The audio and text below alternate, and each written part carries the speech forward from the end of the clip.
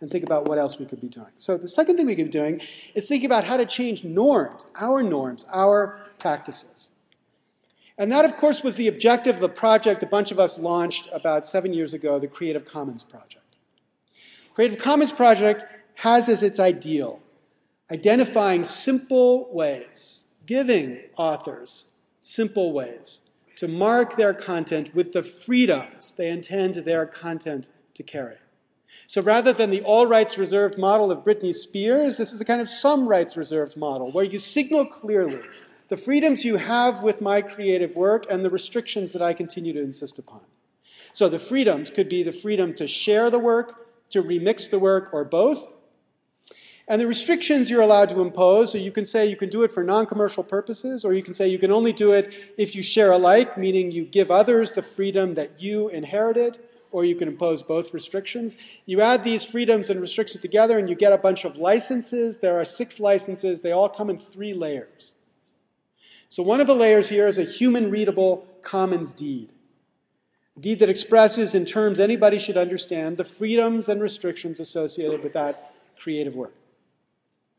Second and very different is a lawyer-readable license, a 1 billion-page document written by the very best lawyers we could find to make enforceable the freedoms associated with this content. And third, and ultimately, in my view, most important, a machine-readable expression of the freedoms that are associated with this content so that machines can begin to identify the freedoms that run with particular bits of content and make it easier for educators and scientists and artists to gather content on the basis of the freedoms that it carries. And so Yahoo and Google both now have built into their search engines the ability to filter content on the basis of these freedoms. Now, when you enable this kind of ecology, you get a certain kind of creativity. That is, in my view, the celebration, the very best kind of celebration of the kind of romantic vision that Susa was talking about. This is still my favorite example of that. This is a song written by artist Colin Muchler. He called it My Life. Guitar track he uploaded to a free site that allowed other people to download it under a Creative Commons license. 17-year-old violinist named Cora Beth downloaded it, added the violin track you hear on top here, renamed the song My Life Changed, and then re-uploaded it for other people to do with it as they want. I've seen a whole bunch of remixes of these. Some of them are great, some are a little bit embarrassing. There's a Japanese one, My Life Changed, Absolutely, which you don't show much. But the critical point to recognize is that these creators could create consistent with copyright law without any lawyer standing between them.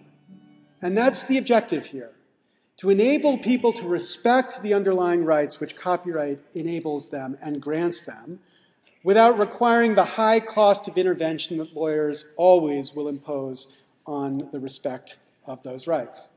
So we launched this in 2002, and since that time there's been an explosion of licenses, creative objects out there in the world marked with these licenses, in an extraordinary range, over 100 million images now at Flickr.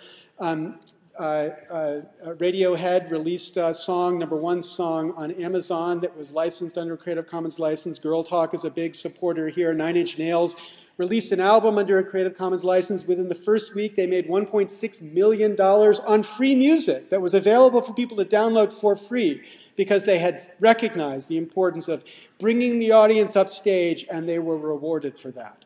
Al Jazeera, amazingly, makes all of their video now of the Middle East available under Creative Commons license so anybody can incorporate it into news shows and commentary around the world.